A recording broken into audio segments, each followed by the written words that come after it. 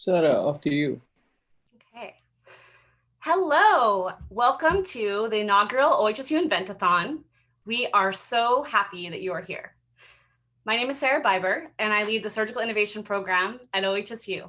And I have had the honor of working with an amazing team to bring you the event this weekend. During our kickoff tonight, we will start off with opening remarks from two leaders at OHSU who have been incredibly supportive of this event. We are so excited to get to know you this weekend and brainstorm and build solutions together. Thank you for being here.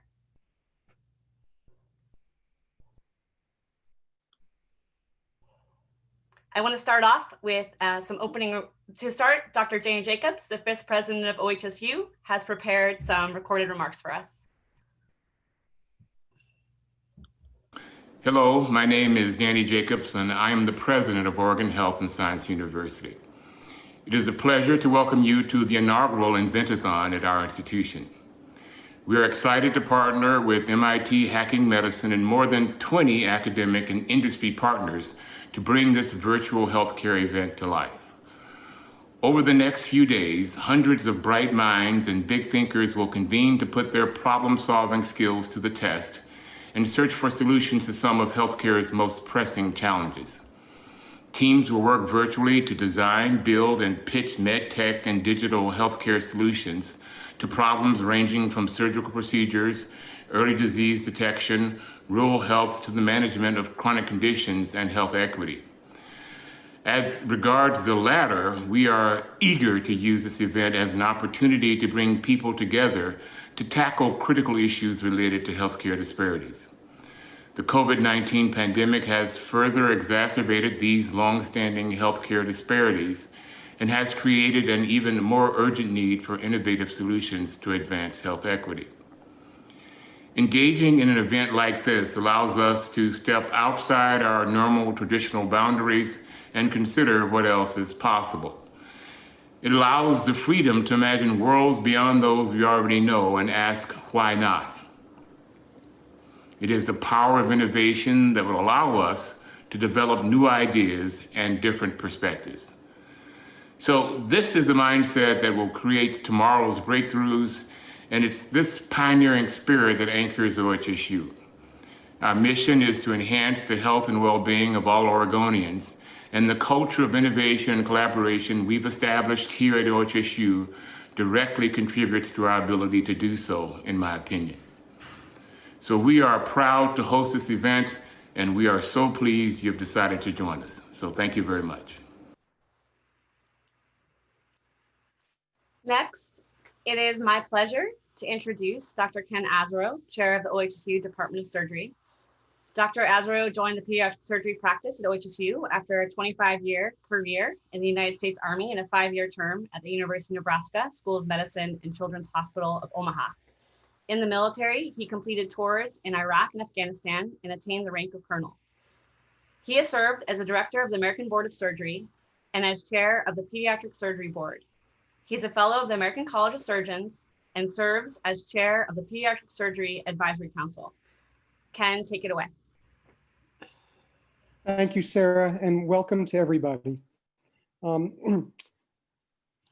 The history of innovation in the Department of Surgery at OHSU is rich, and it extends back almost a century.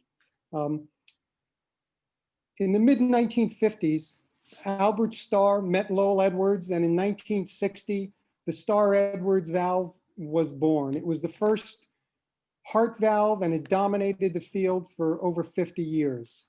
Following that, a few decades later, Dr. John Hunter, my predecessor and our CEO at OHSU, was recruited. Just 8 years earlier at the University of Utah, Dr. Hunter was instrumental in expanding the laparoscopic instruments available to the world. And today, the Hunter Grasper is probably the dominant instrument in the field, used in every laparoscopic center in the world. The innovation program at the Department of Surgery began 8 years ago in a conference room with 12 surgeons and a sack lunch. It expanded to an internship where we paired engineers with surgeons to solve clinical problems. And over the years, it's expanded to what you see today. Over 700 participants, from over 32 states across multiple countries, stretching from surgeons and scientists in Oregon to the inventor of the sutureless knot anchor in Virginia, to multiple countries in Asia and Europe. Okay? We cannot put on an event like this without sponsorship, and I really want to pay attention and thank our platinum sponsors for this event: Hillrom, Cambia Grove, OHSU Information Tech Group, OHSU Center for Early Detection and Research, and our own OHSU Department of Surgery. In addition, we have 6 gold sponsors, 9 silver sponsors, and 35 award and in-kind sponsors. I know you all didn't come to hear me. We have 5 exciting keynote speakers, and we have really an excellent, innovative program for all of you. I just want to emphasize one point that President Jacobs brought up. Especially in this last year, one of the missions of OHSU is really to fight structural racism, especially as it appears in medicine. The Department of Surgery has really taken this on as an initiative. What we've seen this year with our current pandemic and social injustice across the United States is that there are inequities that spread across, that affect our underrepresented groups, groups that are in rural environments, groups that have no access to healthcare are affected far greater, and the effect is widespread. What you'll notice is there are 4 main tracks of this entrepreneurial program this weekend. Each track will also have a special emphasis on health equity. One of our keynote speakers will specifically dedicate their talk to this. And with that, I'm going to turn it back to Sarah, and I welcome you all, and have an awesome, awesome, innovative weekend. Thank you, Ken. This event would not have been possible without your support. I'm going to go ahead and switch to sharing my slides. Give me one moment. That's what I'm supposed to do, right, Bish? Yes, go ahead. All right.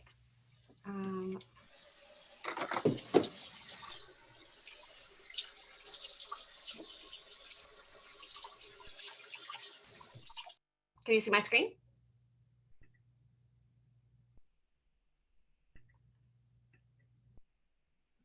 Yes, we see it.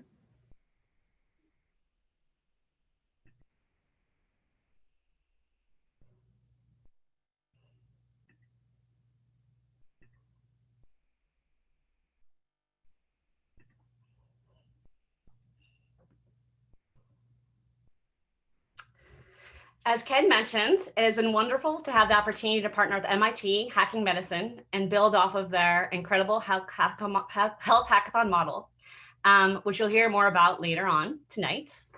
I want to mention that this weekend, sorry, I'm having trouble with my.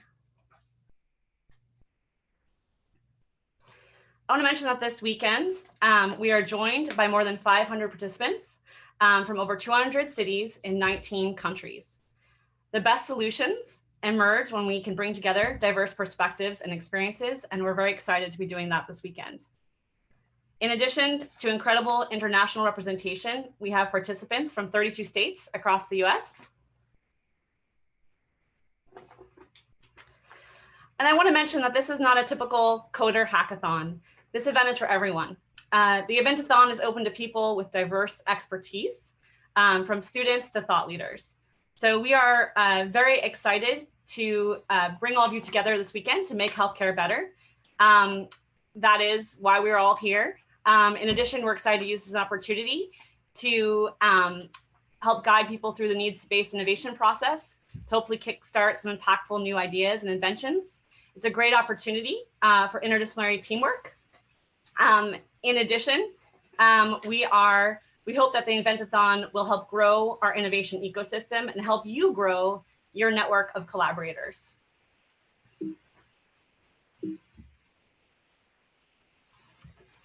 The focus of our event this weekend will be on tackling problems in surgical care, rural health, early disease, and chronic management of chronic conditions.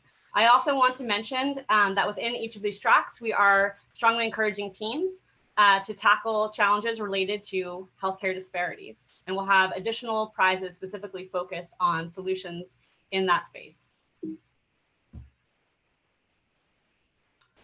The event today, this is the team that helped pull this whole weekend together. You'll have a chance to hear more about them later. It would not have been possible without every single one of their contributions.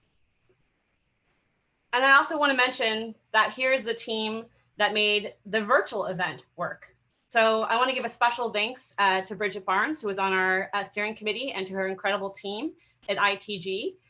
This event would not have been possible had they not been willing to make the pivot with us to the virtual environment.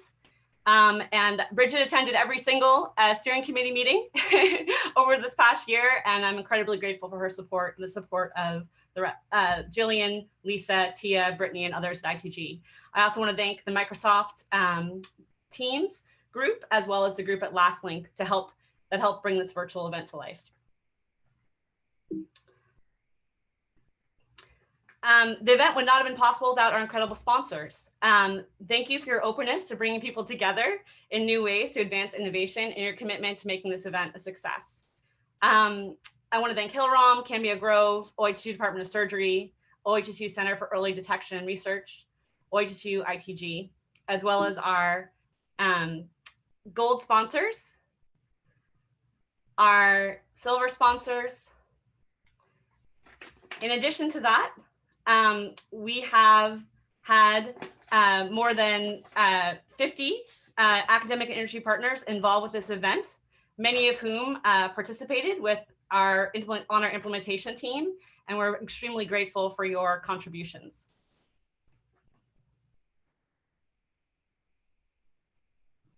Part of the reason that we're fortunate enough to have so many of you with us here today is because of partners like this being willing, understanding, appreciating the value of this event, and spreading the word to their network. So thank you so much, partners. With that, we get to the extra fun part, which is our keynotes. I am thrilled to have Jon Bloom with us tonight.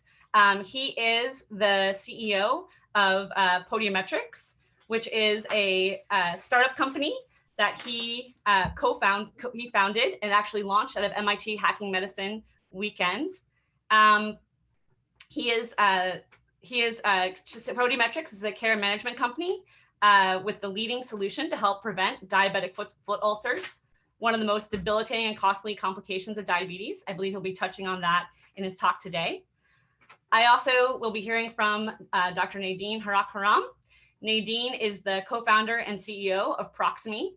Proximie has a platform that is based on AR technology and allows for remote proctoring of surgeries. You'll have a chance to hear about that. We also have Kistein Monkhouse here with us tonight, who is the CEO and founder of Patient Orator, a digital health startup that is using a mobile app to help underserved patients document their medical symptoms to empower their voices in their healthcare experience. I'm also thrilled to have Maura who has joined us from Cambia Grove. Maura is the executive director of Cambia Grove, and Cambia Grove has been an incredible partner in bringing this event together this weekend. I also want to thank Eric Agdeppa for being here for a keynote as well. Eric Agdeppa is the executive director of innovation at Hillrom and has been an incredible support of this event. Eric, thank you so much for being here. And with that, I'm going to leave it to the keynotes, starting with Dr. Jon Bloom.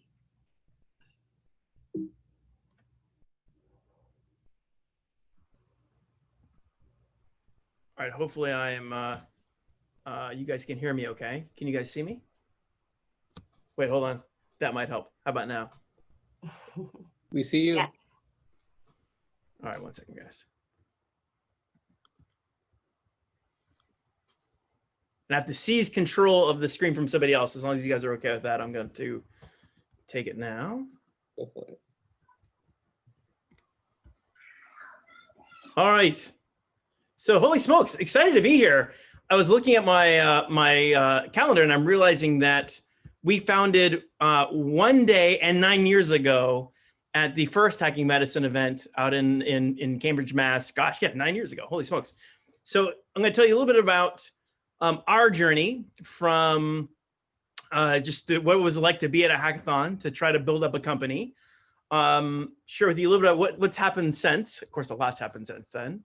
And then just a couple thoughts and things to keep in mind on just things that I've learned if you're going to be in a hackathon to try to hopefully jam at what you guys do. All right, so let's see 1 second. There we go. So yeah, so as you guys will start with, you'll start with the problem. Ours was this one, an amputation. It's actually, well, not coincidentally, it's why it was a problem that it was important to us. It's one of the biggest markers of health inequity we have in the United States.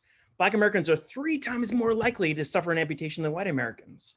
We see this across multiple dimensions. And they shouldn't happen anymore. We have about 100,000 or so each year. They cost about 100K per, and the 5-year mortality is as high as 70%. That's worse than most cancers. It's something that as long as we can detect them before they happen, they're completely unnecessary. In fact, they're usually called, it's a marker of poor quality of care. We find out about them way too late. Then you'd see me, I'm an anesthesiologist in the operating room, and we'd be down an amputation path. By the way, that was my pathway prior to starting the company. I was an anesthesiologist, spent a little bit of time in industry, and then wandered into this hackathon event just to see what would happen. Little did I know that my entire life was gonna change. And unfortunately, this is the only photo, I'm gonna try to keep an eye on the clock here, the only photo that lasted of the event. And I'm kind of bummed, wish I knew to take more photos. We have the word customer here. I don't know if you guys can see my arrow. So we knew at least that part had to be an important part of the company. We had an ology. I think that's either a physiology or pathophys. I really forgot which ology that is. And then insole. We thought that there might be something about an insole to prevent them. Turns out that was not the key to solving it, but at that time we didn't know that. And then if I can advance again, this is the slide that we presented. We actually ended up winning. We were 3 teams that won. This is the slide we did that I think clinched it. And what I love about this slide is it's actually terrible, guys. It is awful. It was our best idea how to solve it. And what I think why it's so bad is that we basically took every buzzword that we could think of and we kind of mushed it into the idea, right? We have a cloud, so there's some cloud in there, and we have Bluetooth, and we have an iPhone, a mobile, and then there's a wearable, and there's a computer, an old school computer, and then this earpiece. I've never really figured out why we have an earpiece there. It was a really bad idea. We were fortunate enough that we could talk quick, and we ended up doing well, but we didn't realize that this was a terrible idea until later. But that's not the important part, isn't the idea that comes out of it. I'll talk about that in a second. What we did get right, though, there was a feedback loop. What if we could find about a foot ulcer, this wound that leads to amputation? What if we can find it out before they happen? Could we do something about it? And then, of course, all this complexity wasn't really necessary. This is a slide we actually used today, and it just says basically what we do. What we ended up creating then was a mat. It goes into a patient's home. It has cellular inside of it, so you don't have to worry about a smartphone or pairing with Wi-Fi. A recent study came out about 7 weeks ago now in JAMA that said 41% of Medicare beneficiaries lacked access to either an internet-connected phone or computer. So a lot of the technologies that we think to give to this patient population, many of them don't have the tech to actually use it. So trying to create technology that's very generic and can be used by anyone that needs to use it.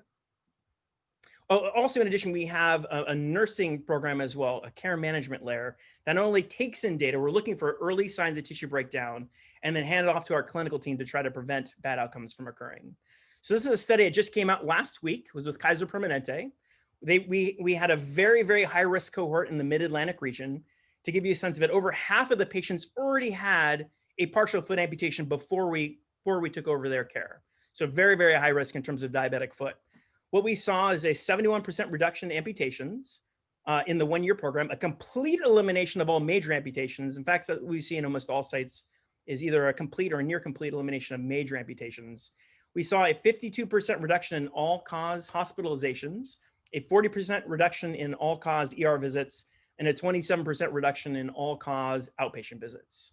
So again, if you detect them early, if you do easy preventative care, you can cut out all that unnecessary spend. More importantly, keep this patient on their own 2 feet so you can keep independent and keep away from that 5-year mortality of 70%. It's a completely unnecessary risk or exposure. All right, so then the last thing is more recently, now we think about commercialization. One of the most exciting partnerships we have is with the VA. I could talk a long time about what it's like to partner with them. They are an unbelievable organization. It is a payer and it is a provider group. It's the largest hospital system probably in the United States.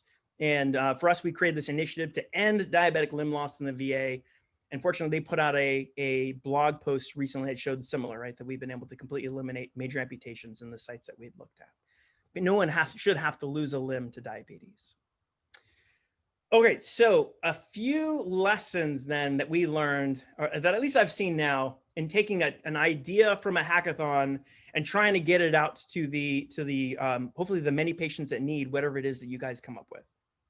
I'll cycle through these quick, and then we'll hand it off to the next person. So a couple ones. First of all, is like often it's intimidating just getting started. You know, you're going to join up and find teams. You're going to find this idea that hopefully makes a lot of sense. Find one, by the way, that a problem that seems to really speak to you. And the best advice I can give you is just dive in and start learning. People don't always know what to do to start. Start breaking it down and start researching. Let's learn more about the problem. Let's learn more about who gets it.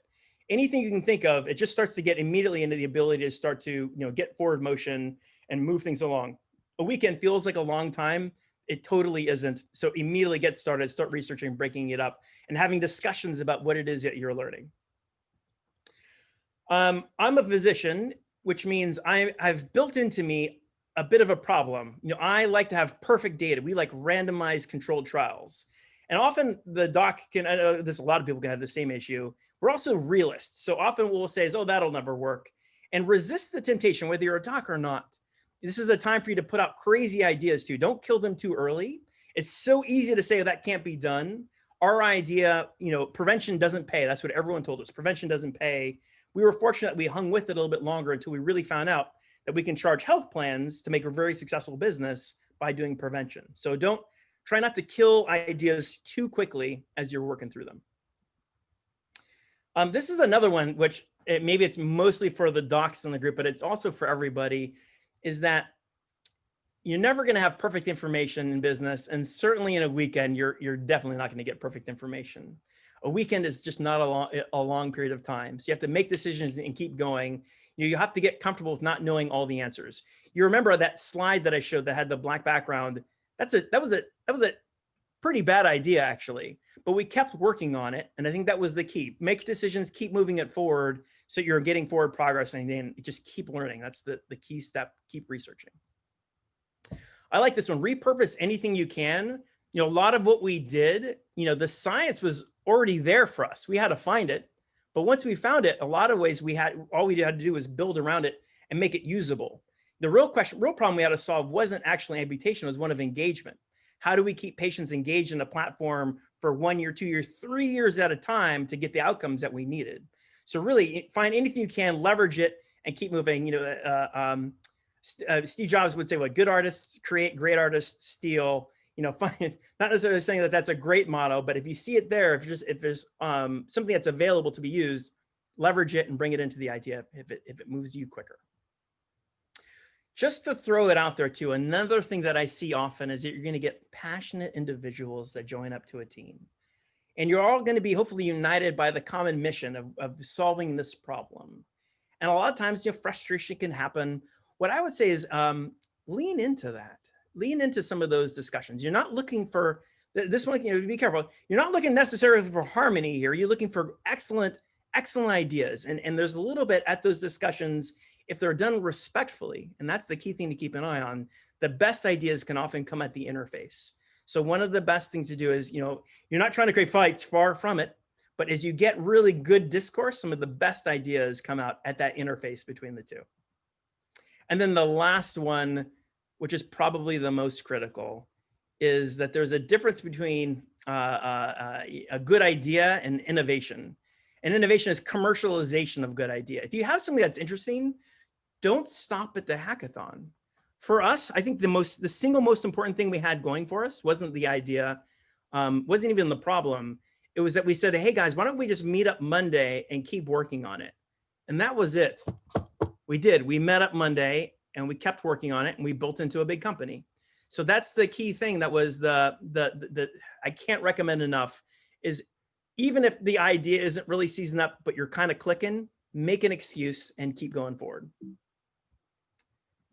All right, so lastly, some final thoughts, and then I'll hand it off to the next speaker. One is that, again, innovation has impact, invention doesn't. Don't come up with an idea. The patients need this. If you're gonna come up with an idea, you have a an obligation to get it to them, in my opinion, right? Just take it that one step further to get it to them. Another one is ideas can take off quickly. We started our company at a hackathon month 2 in business school. I had to drop out by the end of the first year to raise our round of capital and get going. They can really take off quickly. So if you're really building something meaningful, there's people out there that are going to want to get it to the patients who need it. And then lastly, just to say it, what does it take to truly change the world? It's going to take team, and that's a big one. It's probably the most important one.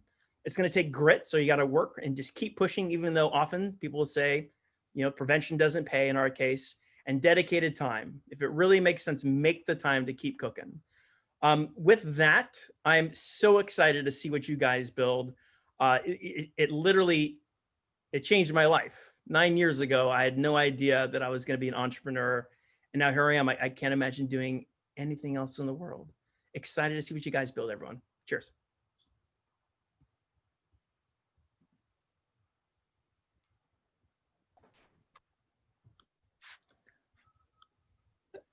Okay, next we have Dr. Eric. Wonderful. Thanks, Vish. Let me go ahead and share my slides. Give me a second here.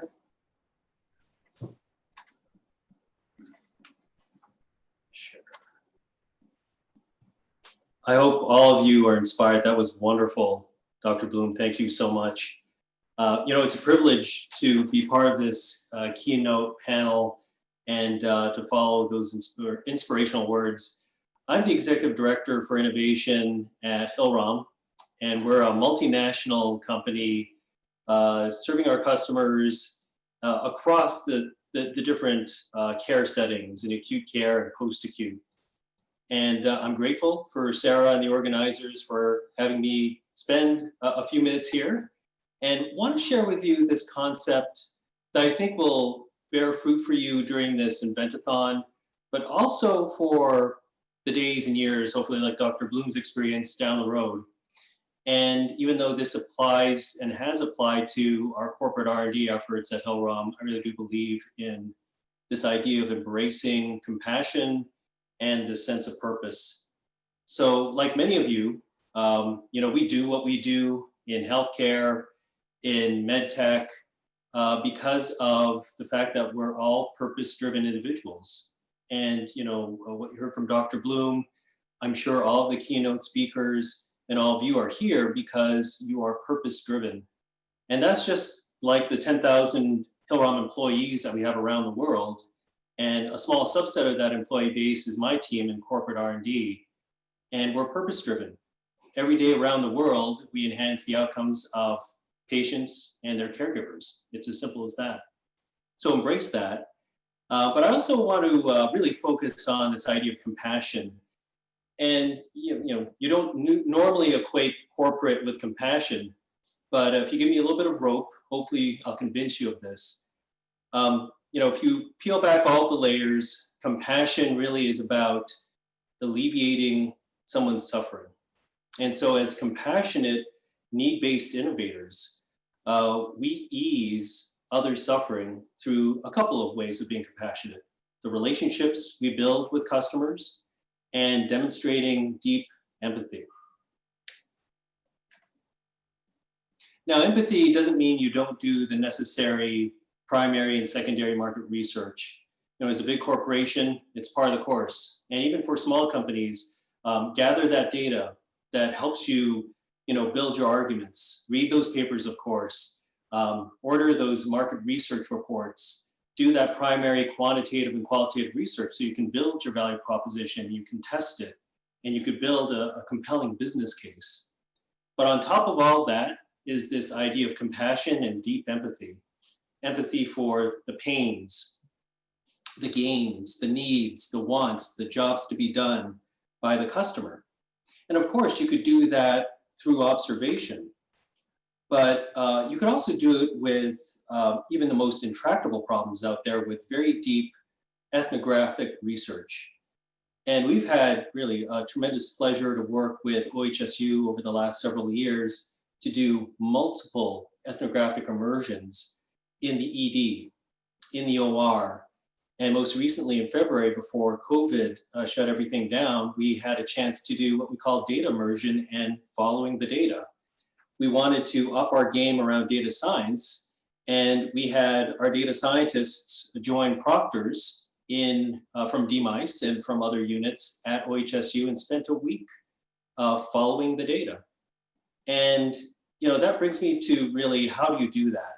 You do this deep immersion and ethnography by spending, if you're not a caregiver or a physician or a specialist, if you're a layperson, try to figure out how you can spend multiple days in the environment, in-depth, intense data collection and evidence collection. If you're allowed to, take video, take plenty of notes, have a chance to interview all the players in the work stream.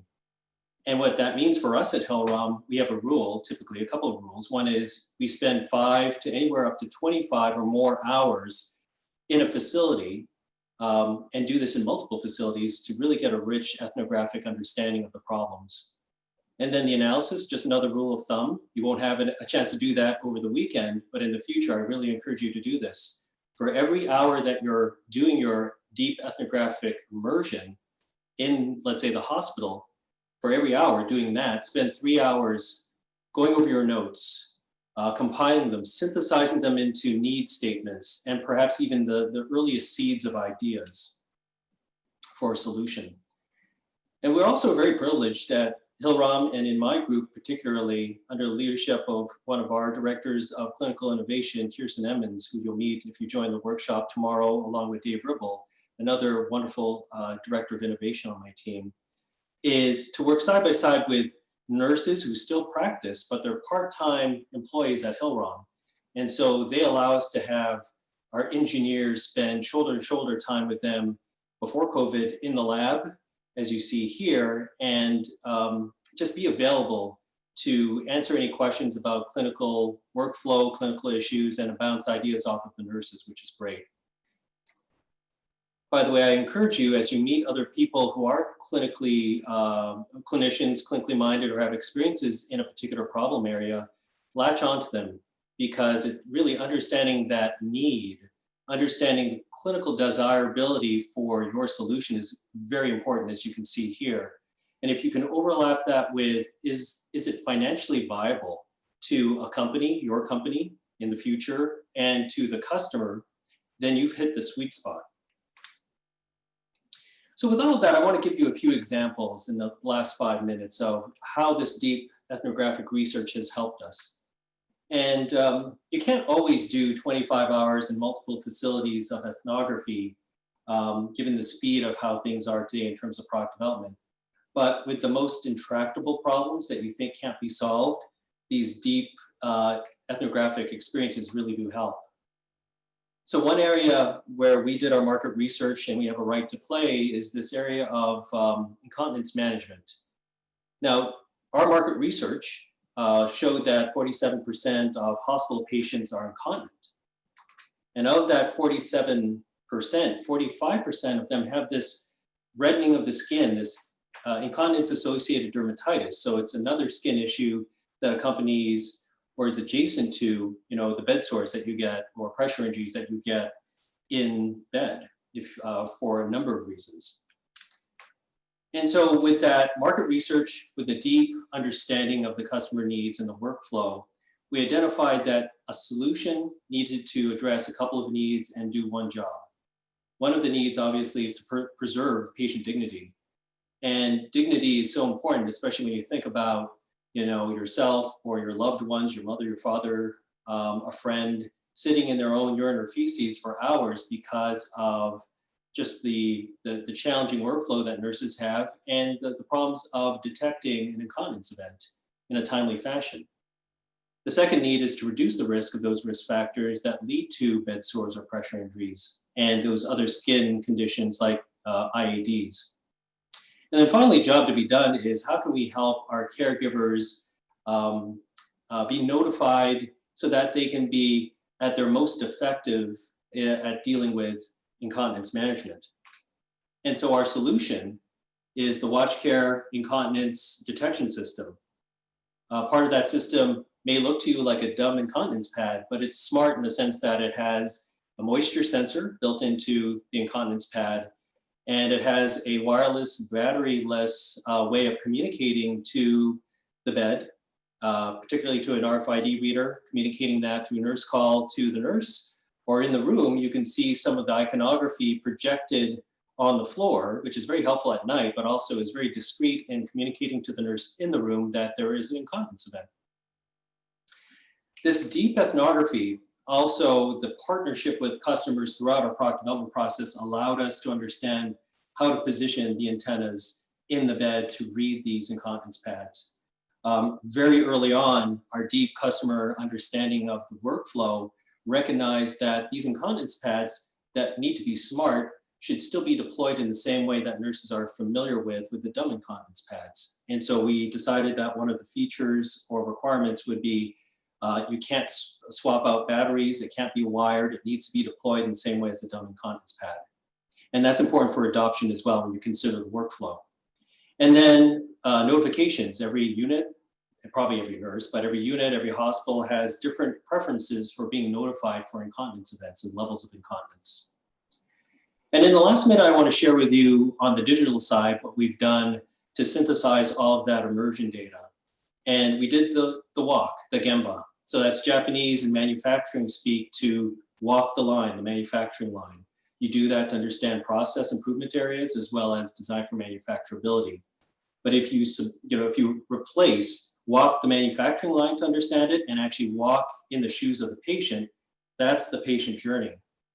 And this is just a representation of the patient journey that synthesized all of the market research, all of the hours spent in the United States in talking to and experiencing, the issues with patient decompensation and patient decline related to things like sepsis. And after all of that, what we see is that you have an ability to visualize opportunities for monitoring of treatment, stratification of risk in different settings, and the ability to optimize workflow and communicate across the care continuum. And what we ended up with is a product that leverages our gateway that communicates between different devices. And so not only do we have an advanced analytics gateway called the Digital Health Platform, but we have our first clinical vector, an analytics engine that takes vitals from our products and other products, data about the patient from the EMR, and lab data to get to the point where we can provide accurate determinations and hopefully in the future prediction of patient deterioration due to things like sepsis. And so with that, I really want to thank all of you for your attention and really wish you the best of luck. You're going to do great in the next couple of days. And beyond that, just remember this, channel that sense of purpose that brought you to this event. And also leverage, as I said, the clinicians and people who know the issues and the needs of the patient, really hold them close during these next couple of days and beyond. So thanks so much and good luck. I'll hand it over to the next keynote. Good luck. Great. Thank you, Dr. Jon and Dr. Eric. So next we have Dr. Nadine. She's not able to join us in person, but she really wanted to be here. So here she is with us through a video. Hello, ladies and gentlemen. It's a real pleasure to be here. I want to thank the organizers for inviting me to speak. I hope today what I share with you and my story will inspire you to think about ways that each of us in our own way can make a difference and can change the world. I guess it's important to start by really telling you about myself and who I am, and the mission that I'm on, which is to save lives by sharing the best of the world's clinical expertise. I think this is an amazing event, bringing together the idea of invention, innovation, and hopefully healthcare to make that difference. My name is Dr. Nadine Hachach-Haram. I'm a reconstructive plastic surgeon, and I'm also an entrepreneur. I guess it's important to tell you a bit about my story and how I stumbled into this idea of entrepreneurship. I trained to be a reconstructive plastic surgeon because I was really inspired about restoring form and function, about making a difference for patients who may have been born with congenital anomalies, unfortunately been subject to trauma, burns, or any other injuries, and those who have had cancer and reconstruction needed within cancer and trauma. And as I started to work through my training and my career, I was started to recognize some of the global challenges that we have as well, and was really inspired to go work with some incredible charities overseas in Vietnam and in South America. And a few years into that, I was also starting to get really interested and excited at how new innovations and technologies were coming to clinical care. How do you take a product that's post-FDA or post-CE marked and bring it to clinical care in a safe, scalable, and effective way? How are you sure that doctors and nurses are trained on it well?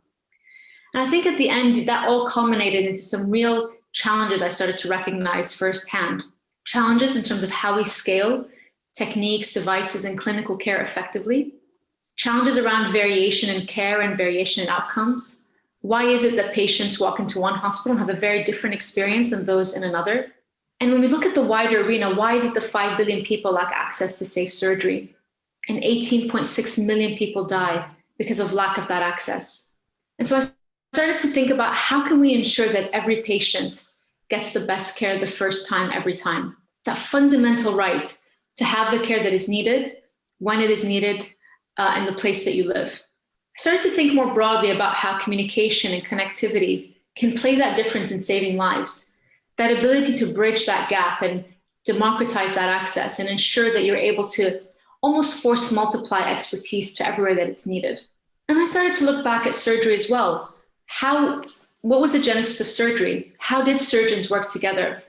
On the picture on the left, I see many of you may have seen these pictures, and granted, it's all men in coats, with the only female being the nurse, but nonetheless, the idea of communication and collaboration, physical co-presence, in order to ensure that skill transfer happens, in order to ensure that we are pushing each other and looking at how we can optimize efficiency and scale and care. But then as we fast forward to the picture on the right, that's a picture from a real operating room.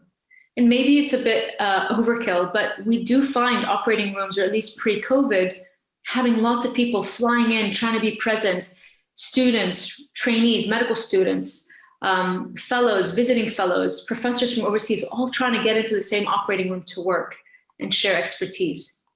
Unfortunately, that model has left us with some challenges around variation. And today we know that variation in surgery is a big problem.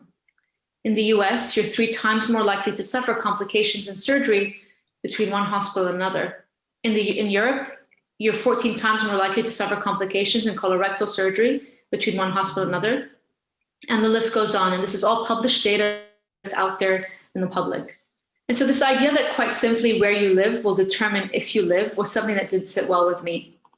And I started to think it is imperative that we come up with a solution. We can no longer accept that patients don't get that quality care no matter where they are. But what is the solution going to be? Because if everything is predicated on physical co-presence, how does this scale? How do we ensure quality, and quality at a pace that is needed? And for those who've trained as clinicians or surgeons, you would have been aware very much of the mantra, see one, do one, teach one. Why is it so siloed? Why is it that you see one in a very disconnected environment to the doing one, to the teaching one? What if there was a way to digitize that? What if there was a way to connect the dots and bring it all together into a single component? And what if there was a way to start calling it prepare, perform, and perfect? Because it's not a single moment in time, it's a continuum. It doesn't matter if you're early in your career or at the later stages. We're constantly reevaluating how do we prepare for cases, how do we perform, and how do we perfect? And in those moments, where possible, how do we bring in surgical coaching and mentorship? And how do we make that knowledge accessible, perhaps cloud-based, and available on devices that we carry every day?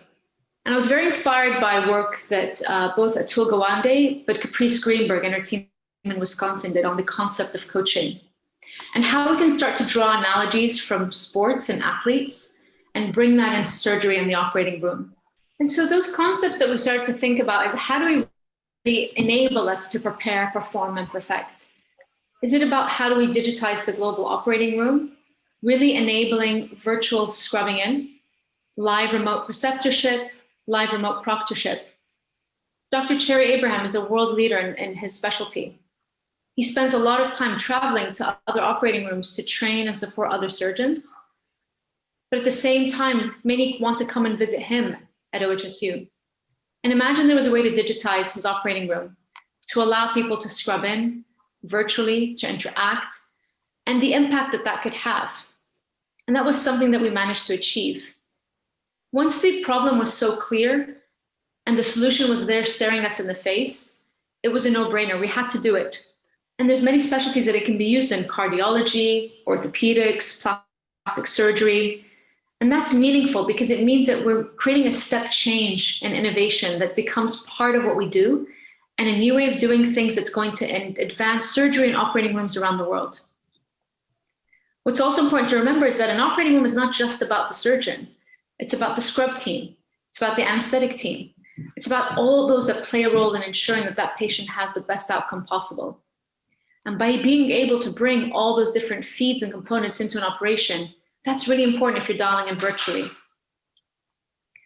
We've been used for education training when it comes to head and neck, being able to overlay anatomical structures and images. Colorectal procedures where we're able to dial in doctors around the world to work together. This is Dr. Danilo Miskovic in London, dialing in to work with a surgeon in Athens. She's doing a robotics case and he's coaching her through the resection.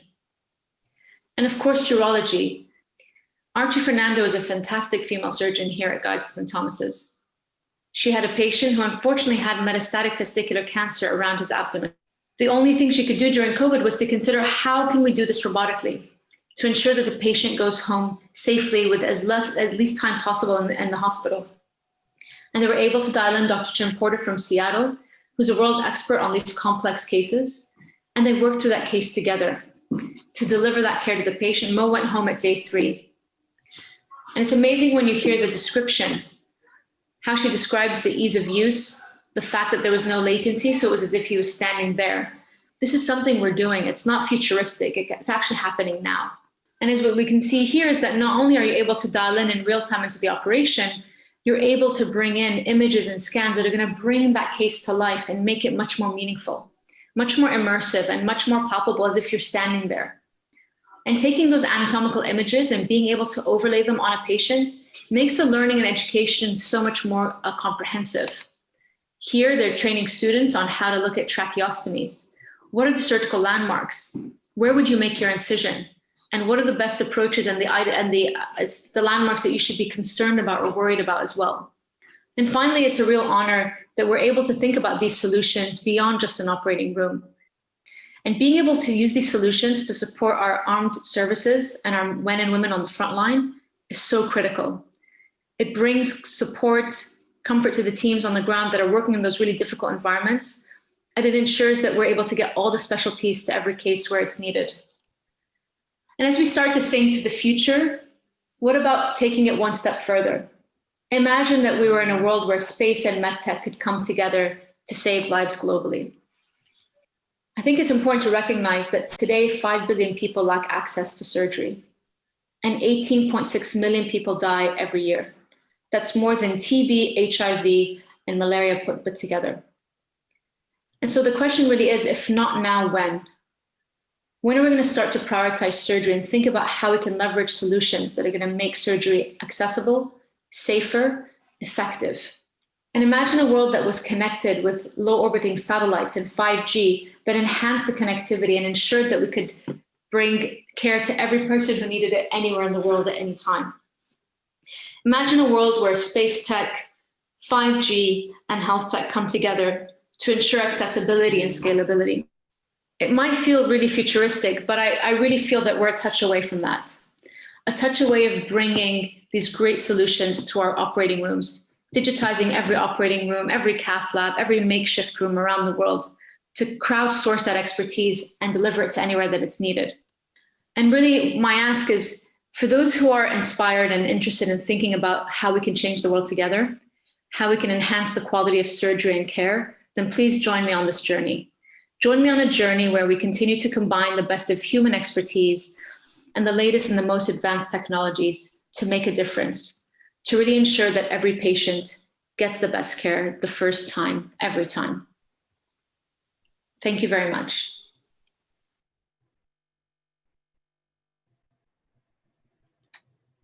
Thank you to Dr. Nadine virtually. Our next keynote speaker is Maura Lil. So, Maura, off to you. All right. Hi, everyone. It is great to be here. I am going to go ahead and share my screen. It's really tough to follow all of these incredible speakers. And honestly, a lot of what I'm going to talk about today can just be summarized as ditto. But one thing that you might not hear throughout this all is as you think about the next 2 days or 2.5 days, make sure you eat. Make sure you eat. Make sure that you take care of yourself. Innovation is hard. You're going to have some incredible ideas, but please do make sure that you do eat, because as we all know, things can. It's nice to innovate with a full brain. All right, so couple of thoughts here. Who am I and what is Cambia Grove? So my name is Maura Little. I am the executive director of Cambia Grove, and a little bit about me. I've worked in healthcare for over a decade, in healthcare transformation specifically. Some of the things I've done, I've worked in the healthcare transformation world for policy reasons or policy endeavors.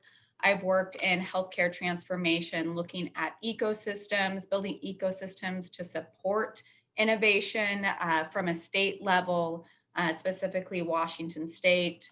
And throughout the last decade, I have seen hundreds, if not thousands, of ideas come through the door.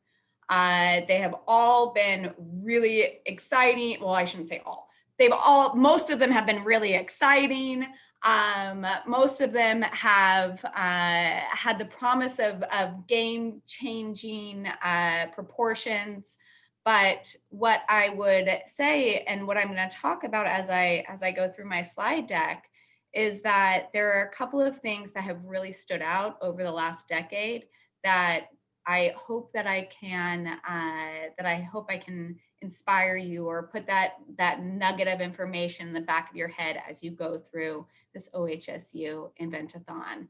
Before I forget, thank you to OHSU for putting this on. This is fantastic. And if you have any questions for me, feel free to reach out. And I've got a number of my members of team who are part of the next couple of days. All right, so you heard about me. What is Cambia Grove? Cambia Grove is a healthcare innovation hub that supports innovative efforts across the country to create a more person-focused and economically sustainable healthcare system. We have a vision where a healthcare system embraces innovation. A lot of times when we look to make changes in the healthcare system, it can be resistant to change. We've seen a lot of times where we have a great idea that could be implemented, but the healthcare system just either isn't ready or isn't willing to take that on.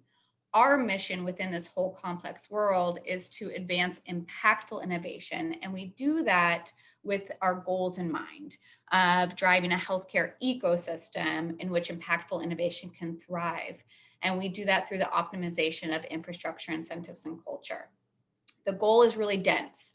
And so what we've done recently is we've broken it down into a slide. This slide is what we're calling the Healthcare Innovation Advancement Framework. And I will double down on the impactful innovation process between problem identification and impact. Great news is that you've heard from our earlier speakers a lot about problem, idea, solution. And so a lot of this conversation and what I'm going to say is somewhat of a reiteration of what previous keynotes have talked about. But what we've put together with this Healthcare Innovation Advancement Framework is this idea that we all have a common goal of getting to the triple aim in healthcare. In order to get to the triple aim, there has to be some changes implemented. And as Dr. Bloom had talked about the invention versus innovation, it's great to have ideas, but it's that implementation that actually counts. So how do we get the impactful innovation to get to the triple aim? And that, it looks like my slides are on auto. So I'll go back to here until I'm ready to slide one more time. So the idea here is that impactful innovation, of course, starts with that problem identification and gets to impact. we at Cambia Grove are working on a number of these different initiatives, but one of the big things that we work on is the optimization of ecosystem elements around infrastructure, incentives, and culture. As you think through your ideas over the next couple of days, there might be someone on your team who says, oh, that can't happen because of the current fee-for-service structure versus the value-based payment structure. It couldn't happen because the incentives aren't aligned. This can't happen because broadband isn't accessible. This can't happen because we don't have interoperable systems. I could go on with all of these different ecosystem elements that are excuses. Please do focus on what innovation will have an impact on individuals, families, and communities, and know that there's organizations out there like the Cambia Grove who are truly working on optimizing ecosystem elements to level that playing field and enable innovation to impact the AAA. That's what I'll talk about, or that's what I'll leave you with for the ecosystem elements. But I do want to double down on the impactful innovation. So the impactful innovation process, and what you've heard from a number of the speakers, is that problem identification, that ideation phase, that solutioning phase. What we've also included in here is the adoption and the impact. But for the next couple of days, I'm looking at problem, idea, and solution to round out my 10-minute discussion here. So problem identification, please, please, please fall in love with the problem. By falling in love with the problem, you will save yourself so much time and energy because you'll have a better understanding of what you're actually trying to solve. A number of individuals, a number of my fellow keynotes have doubled down on that problem identification and being able to see it from a number of angles. So if you have to divide your time, problem identification and falling in love with that problem is so, so important. Second, ideation, or that idea stage. We discussed it at Cambia Grove of identification of multiple potential ideas to address identified challenges. Our first keynote tonight, Dr. Bloom, talked about the best ideas coming out of the interface of people questioning, of people disagreeing, of people coming head to head. One of the rules of Cambia Grove is question everything. I talk about that with my team all the time. And so this is where you really do get to poke holes. And again, I would argue that this is the second most important step after that falling in love with the problem. A lot of times people may or may not acknowledge their inner voice. You know, that voice in the back of the head that says, oh, that's a stupid idea. Or, oh, you know, someone's probably already thought about that. Or, oh, you know, whatever that voice might be. It might be doubt. It might be normally it's doubt. But here's the deal. Acknowledge your inner voice. Don't always listen to your inner voice. But if your inner voice has a point, bring it up. Question. Discuss it with the team. And team members, if someone brings up an inner voice thought, acknowledge it and make sure that you talk through it, because you never know where that route will go. So please do acknowledge that inner voice. And then third is listen silently. And this goes to the solutioning portion. I've got 2 young boys, and I know that I am, my keynote is between them and their Spaghetti Friday. So I'm hoping to get there soon. But my 3rd grader a couple years back came home from school and he played a little joke on me. He said, Mom, you must, in order to truly listen, you must be silent. And I just looked at him puzzled. I said, what are you talking about? And he laughed and he said, they're the same letters. Silent and listen have the same letters. And what I loved about that, and what I've talked to people in our community at Cambia Grove about around that listening silently, is that you need to take the time to get those multiple ideas and multiple prototypes, and listening to the end user is so important. Also listening to people around you. I talk to people who don't work in healthcare a lot of times about things that are going on in healthcare so that I understand that perspective. And it's truly that idea of listening silently, honestly, to ensure that I understand those perspectives. All right. I think I went fairly fast, maybe not. I do talk a little bit fast, but it is great to be with you all. I am so excited for the next couple of days. I do have members of the Cambia Grove team who will be joining you throughout the next couple of days. I know that I am one of the people between you and getting kicked off, and I love all of the different pop-ups and chats that have been happening. If you're interested in becoming a member or getting more involved in Cambia Grove, we do have a free membership that is available, and it connects people throughout the healthcare system, the healthcare ecosystem, from innovators working in the system as well as innovators who are starting up their own businesses. It's a great resource to check out, and I am just thrilled to be part of this event and wish you all a lot of luck. All right, back over to you. Thank you so much, Maura. I hope you don't miss the Spaghetti Friday. So, okay, thank you so much for that. Let's move on to our next keynote speaker, Kistein Monkhouse. Kistein, off to you.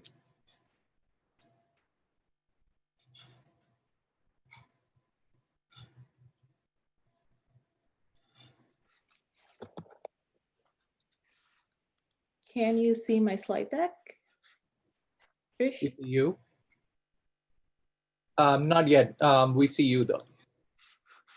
Okay. How about now? No. Yes.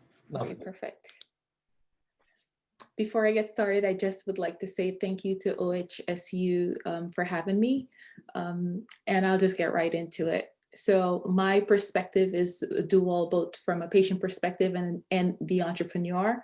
And so I'll begin with saying that as a patient, I want to know that my health issues can be resolved quickly, safely, and efficiently in the most cost-efficient way as possible.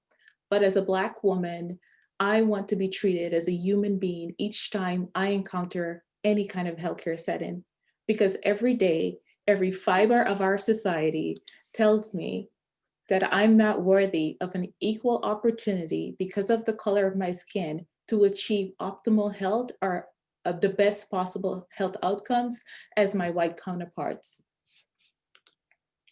Black people, brown people, our indigenous communities, gender non-conforming folks, immigrants, women, our elderly, we all deserve the right to be heard and to be treated with dignity and respect. Because in many cases, the suppression of our voices is the equivalent to a higher disease burden, and even worse, the reason why we become deceased.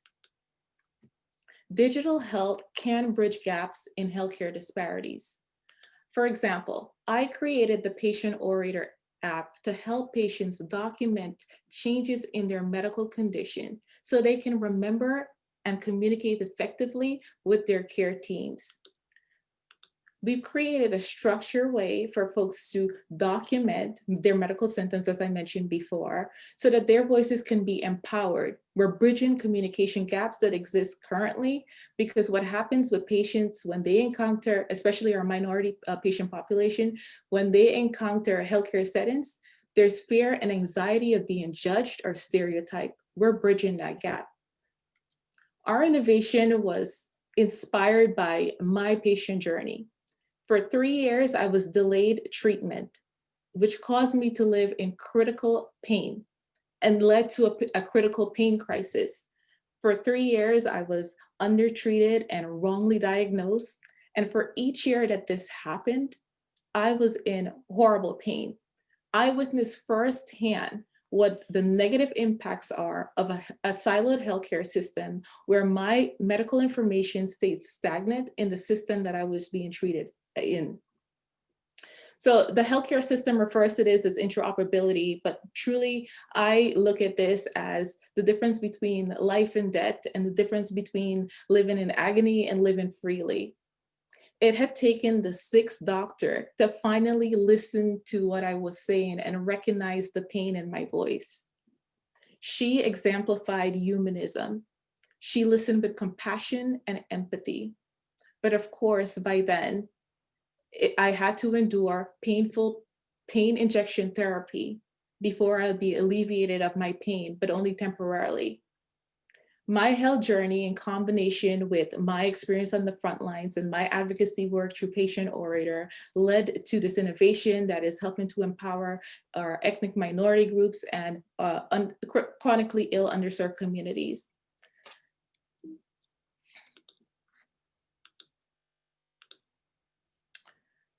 But as humans, we all experience pain, tragedy of vulnerabilities, whether it be on a professional or personal level. My word of encouragement is to not allow those factors to hinder your narratives, your development, or even your innovations. My message is that innovation can come from anywhere. Whether you are someone who lives with a chronic health condition since you were born, or whether you developed that chronic health condition as life went along, like I did, whether you're someone on the receiving end of healthcare or you're on the front lines of healthcare delivery, whether you are a caretaker or you are a community health worker, you may understand the issues of accessibility much different than the folks that are making those very decisions as we speak. I'm here to encourage you to pursue that idea, no matter what challenges you may face. So we know that racism exists. We know that ageism and genderism, and sexism, and all of these isms exist in the medical industry. And they all have a detrimental impact on our underserved and minority population. We know that because of this, our industry because of the fact that our voices are being suppressed, our industry lacks empathy. But I challenge you to think about where we could be if we embody the healing power of the human spirit.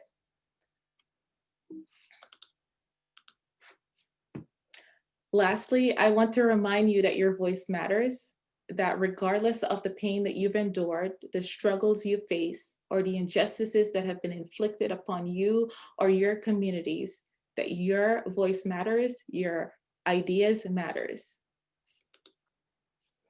So in an interview with Dr. DJ Miller, he said to me, Kistein, healthcare has the potential to be the envy of all other industries, but we're not there yet. So my message to the decision makers is to remember that potential, to create policy infrastructure, to incentivize innovation that will help heal everyone in this nation so that people can achieve their highest potential for good health and well-being. Thank you all so very much for having me, OHSU, and thank you all for being a part of this call.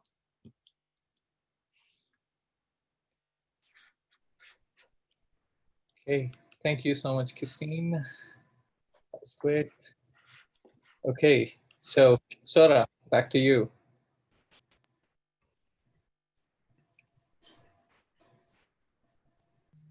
Okay, I'm back on. Thank you so much to our wonderful keynotes for your inspiring talks. Wonderful to hear about all the activities that you're involved in your organizations. Thank you so much. So next, we're going to hear from MIT Hacking Medicine. So I believe we have Tanya Takar and Freddie Nguyen here to share more about their health hackathon model. So thank you guys so much for being here.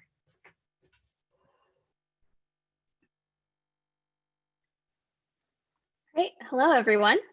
I'm really glad to be here. My name is Tanya Talker. I am one of the co-directors of MIT Hacking Medicine.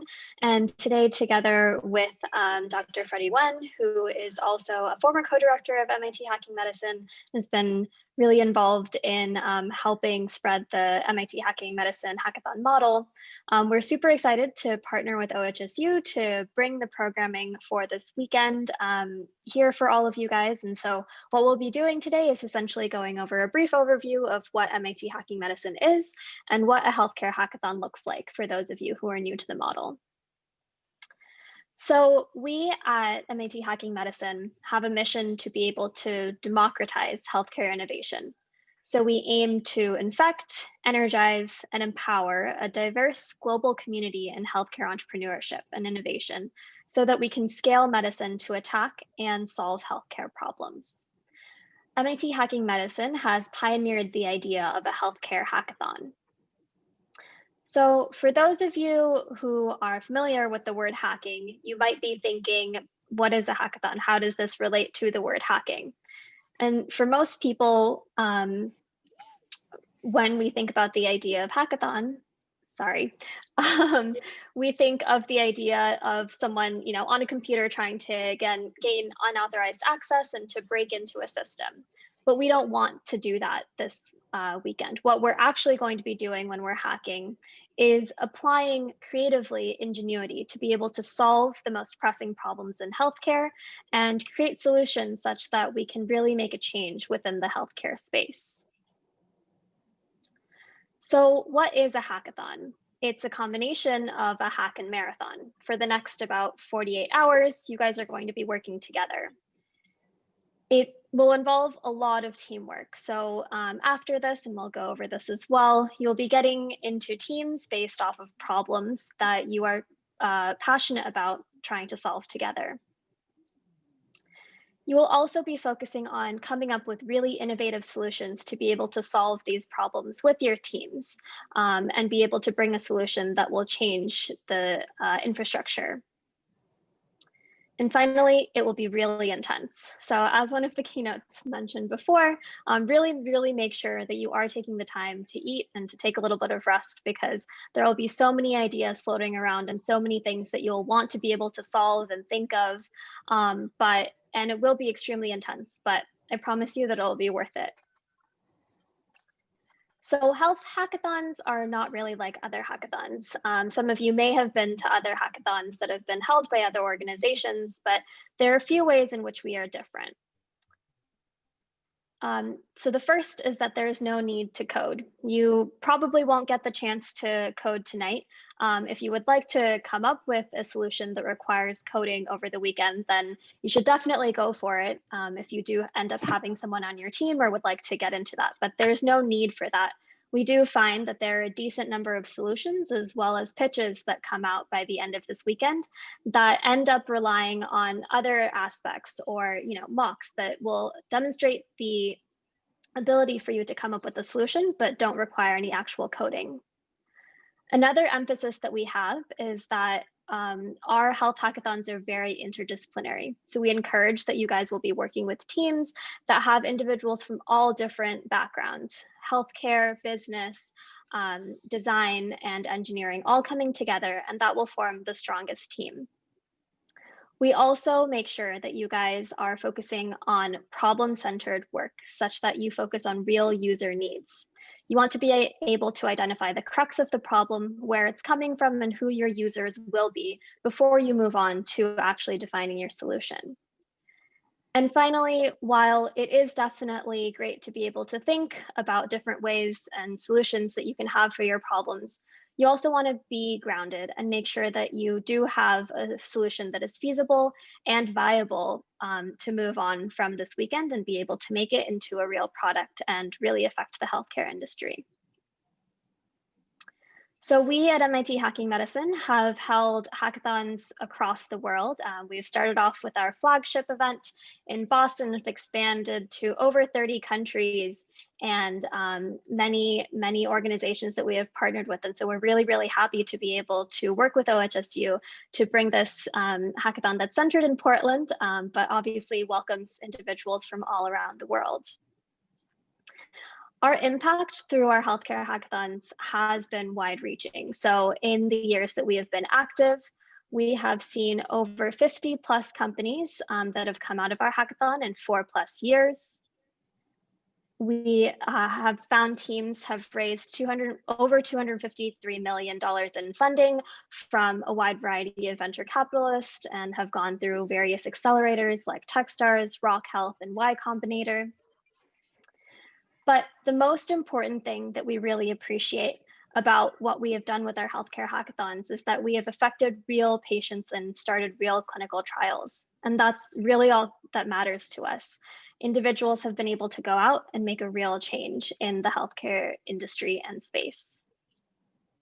And one of our greatest success stories that you may have heard of as well is the company PillPack, which was recently acquired by Amazon. And like those of you who are here right now, they started off with the definition of a problem, came up with a solution to be able to solve that problem of adherence to medication. And they've been able to turn it into a company that has been widely successful. You guys have also heard from Jon Bloom earlier this evening. And so we really have appreciated all of the teams that have come out from our hackathons and have gone on to make real change. And so to describe what this weekend might look like in a short preview of what's going to be going on, I'm going to be passing this on to Freddie Nguyen, who will walk you guys through what a healthcare hackathon looks like. Thanks, Tanya. So what does a healthcare hackathon look like? Well, first I'll start with a high-level view. Go to the next slide. So it's a 48-hour period where you'll go through these various stages throughout the weekend.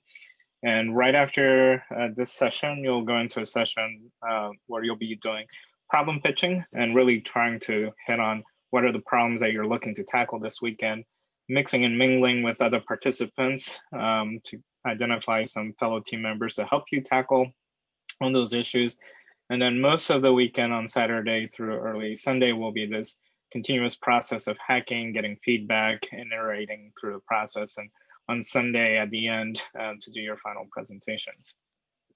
So that's the next slide. So, we're talking about problem pitching as being the next step. And so basically in a short period of time, every participant will have the opportunity to pitch the problems that they're passionate about solving this weekend, really hitting on the different facets of the problem. We encourage you to pitch multiple problems if you have them. It's really meant to be an initial sort of nucleation point for people to center around in terms of the problems they would like to tackle. Next slide. And then once you pitch problems and you've heard all the problems that your fellow participants will be pitching in your very respective tracks, you'll really be now working on the team formation process. And here is where you'll start to mingle and talk with fellow participants around the problems you pitch, try to dig a little bit deeper into whether those problems are, and then forming teams around that. Next slide. So the hacking process is really now trying to continue to dig deeper into that problem definition, trying to really get an idea of who the stakeholders that are involved are, how to identify those primary stakeholders, and then how to now start thinking about what are the potential solutions that you could build to really solve that problem. Next slide. And there'll be plenty of mentors that will be coming throughout the weekend that really do represent a really diverse set of backgrounds. Everybody from clinicians to scientists to engineers to programmers to business folks, but basically every part of the diversity components that we've highlighted before in terms of what's within the participant pool is looking to be highlighted as well in the mentor pool as well, because we really want you to think about those diverse backgrounds and stakeholders to help you iterate on your idea. And so you'll get multiple chances to get that feedback, whether that's in one-on-one mentoring sessions with mentors, whether that's through practice pitches that we'll have on Saturday and Sunday. Next slide. And really want you to take all of that feedback that you're getting, incorporating as you go along, and continue to iterate on this process. By no means are you going to come up with a perfect solution on the first iteration of it. As Jon Bloom mentioned in his experience as well, he iterated through several of these processes before he got to his final solution. And next slide. And then the final presentation will be on Sunday. And so I would certainly encourage you to think about every opportunity throughout the weekend that you've had to present and pitch the problem and the solution you're working on, whether that's to fellow mentors, whether that's to the organizing team, to really use that as, or through the practice pitches that you'll have, you really use those opportunities to essentially prepare yourself for the final presentations, which are going to be 3 minutes, which is not very long, but we certainly encourage you to focus, 1 minute on the problem, the impact you're making, 1 minute on the solution, and of course, 1 minute on the business plan or the implementation plan for your solution. And the next slide. So, to kind of recap the hackathon process, really focusing down on that problem, as has been mentioned by the prior keynotes, because if you don't have a well-defined problem and you haven't really dug deeper into what the sub-problems are, and what's really the most meaningful component of that problem, building a solution isn't going to matter. It's not going to really address the true problem. And so, really breaking down that problem into its sub-problems, identifying the one that's the most important and the crux of that larger problem, brainstorming for the solutions around those, and then continuing on this iteration process and improving it with that constant feedback that you're getting throughout this weekend. Next slide. So we have some hack do's and don'ts. The hack do's are really open yourselves up to really crazy ideas, leave your job titles at the door, truly seek diverse teams, and that's everything from backgrounds in terms of whether you're a scientist or an engineer or a coder or a patient, but also diverse backgrounds in terms of your life experiences or parts of the country that you're coming from. Really reach out for help, whether that's from fellow team members, whether that's from the mentors, from the organizing team. The next one is really important, to fail fast and change, basically to iterate and pivot.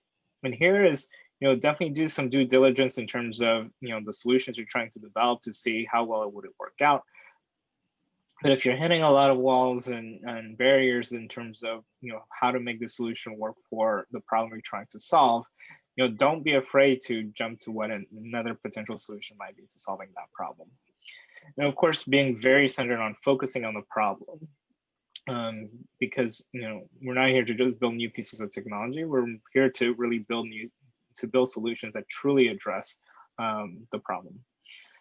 And then finally, to build something. And here it's really meant to be, be active in the process. Don't just sit around at the table and just discuss what the potential solutions are and only focus on what the potential concept is. Try to, code up something or build something physical, even if it's a mock-up, and start iterating through that process. And also can take into forms of being active in terms of, engaging with, potential beta testers or users that could be part of the solution that you're trying to develop. The next slide. Some hack don'ts. Don't worry about patenting and ownership at this point. It's too early in the process to start getting into, who owns what and who is going to have that full ownership or not. Don't develop too broad of a solution. So kind of the same thing that we said about, focusing down on the problem. Make sure that the solution that you're developing really truly addresses and solves that problem.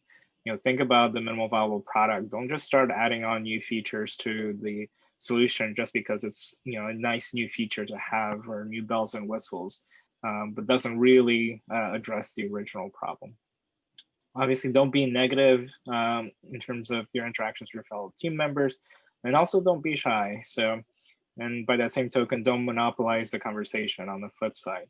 Really, engage all members of your team. Your team members will be the sizes of 4 to 7. So really focus on, making sure everyone brings their various diverse perspectives to the table, their diverse skill sets to the table.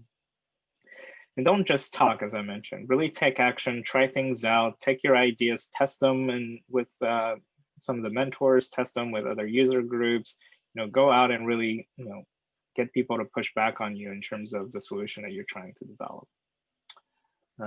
Next slide. So a good hack is based on a good story that meets a real need or an impactful need that's out there, one that can be iterated and tested and scaled. Next slide. So with that, we'll be heading into the next session. I'll turn it back over to Sarah. Thank you. I'm gonna go ahead and share my slides.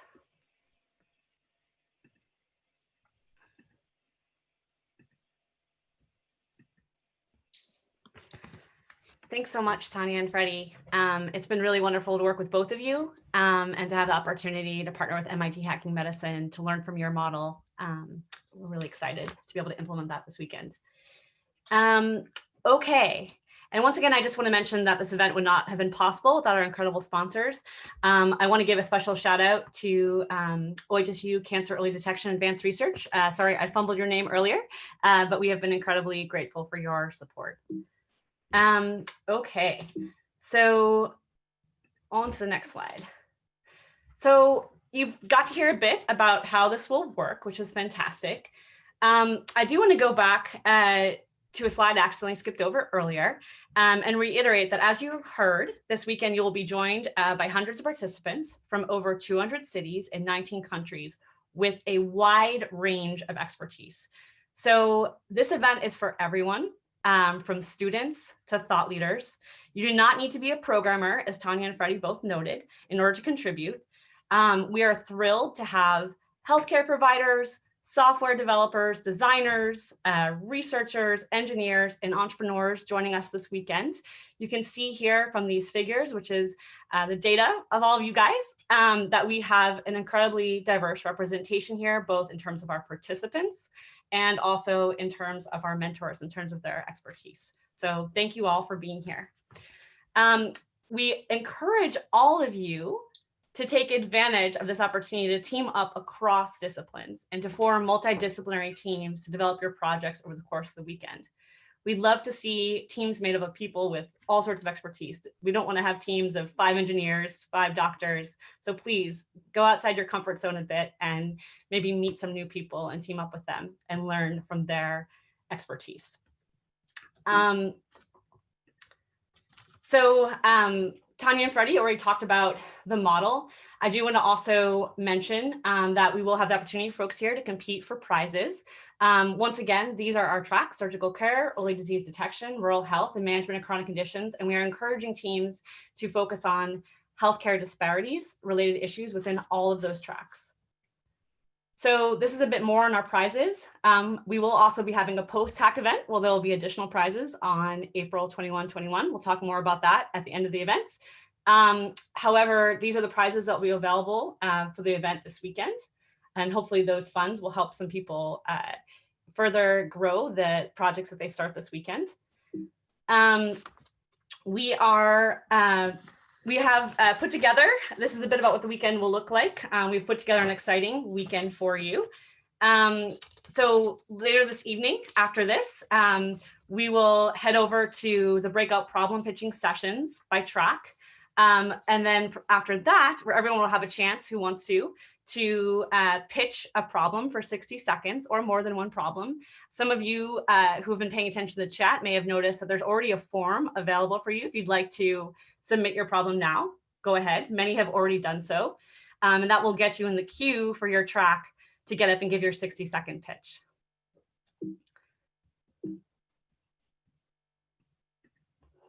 Our virtual environment. So my most important job tonight is to make sure that all of you who want to successfully make the transition from us here in Zoom to the virtual environment we've been working to build out for all of you. So that virtual environment is an MS Teams. So if anybody's having difficulty with that, we have a link that Taki will put in the chat right now that is where you can get live help. So we have some people standing by. If you haven't already gotten the virtual environment, about 400 of you already have, then they're there to help you. Check your email. Keep an eye out. You should have gotten an email to join the virtual environment and may have gone to your spam. If that's the case, hopefully you can dig it up. If not, come get some live assistance through our help meeting by clicking on that link. So when you do get into our environment, here's what it looks like. I want to share that the first thing we'd love for all of you to do, we want to be able to see who all of you are, is to go to our roster. You can click right here. So if you're in the, well, first of all, let me back up. There will be 3 workspaces for our event this weekend. We have the main OHSU Inventathon workspace. We'll see some of our channels like the general channel. We have a channel for mentors. We have a channel for participant hangout and a number of other ones. I encourage you to take a tour of those. In addition, we have workspaces for tracks. So there's one workspace for our surgical care and early disease detection track. tracks and another one for rural health and management of chronic conditions tracks. So if I clicked on here, I would see all the different problem pitches that are already have been submitted in the order that they were submitted. And every time you submit a problem pitch, a channel is created for that problem. And I'm going to explain more about that. You'll hear more about why that is when you get to the problem pitch session. But the first thing we want you to do, in addition to just taking stock of the environment when you get there, is to click on the roster here and add your photo. We'd love to see who you are. The other thing we'd love for you to do is to go to the top right corner and click on your profile and tell us who you are. So put your name and your role at the event. What to do next? All right, so like I said, my most important job is to make sure that you're able to transition to the OHSU Invent-A-Thon virtual environment, where the problem pitching sessions will start at 8 p.m. Pacific time. So here's how you do that. And here's how you can find your way around if you get lost over the weekend. So every single one of these channels has the schedule link here at the top. If you're in the general channel and you click on that schedule link, you'll see something like this open up. So every single one of these, there are links in here that will take you into the meeting. So the problem pitch sessions, as I mentioned, by track, start at 8 p.m. Pacific time. If I click on that, I will see this screen here, which will pop up with a picture for each of our tracks. If I click on the surgical care picture, it will take me right into that surgical care meeting. So anytime you are unsure about where you're supposed to be or how to get to where you're supposed to be, come back to the schedule. There's a link for you to click on that will hopefully make that easy. We also have a helpline, a help channel. So we have people standing by throughout the event to help you with technical issues. This is also where you can go if you have a code of conduct violation that you need to report for any reason. Hopefully you won't have any of those. So we have a little bit of time before 8 p.m. So I wanted to just pose some potential options for all of you. You can head over to the virtual environment now and do some networking in our participant hangout channel. That is right here, participant hangout. You can submit a problem for a pitch for your assigned track using the provided form. That form is available in the chat here, but is also available once you get into our site. If you go to the participant hangout, there will be a submit a pitch option up here, or you can just come here and submit a problem pitch. So, or you can take a break. So I leave it to you. The problem pitching does start at 8 p.m. And we are once again absolutely thrilled to have you here for the inaugural OHSU Invent-A-Thon and cannot wait to see what solutions you come up with this weekend. Thank you again to the MIT team, to the OHSU Invent-A-Thon team for bringing this event to life, to all of our sponsors, and to all of our wonderful keynotes that gave such inspiring addresses tonight. Thank you very much for being here.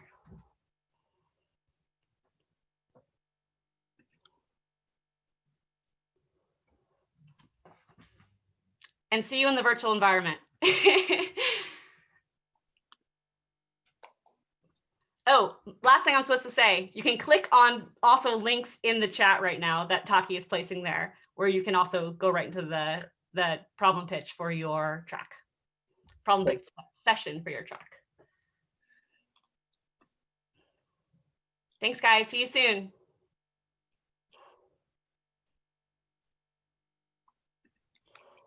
We'll keep the Zoom environment open for a little bit. So take your time and go through the chat in case you want to look into and click the right ones. We are here to help.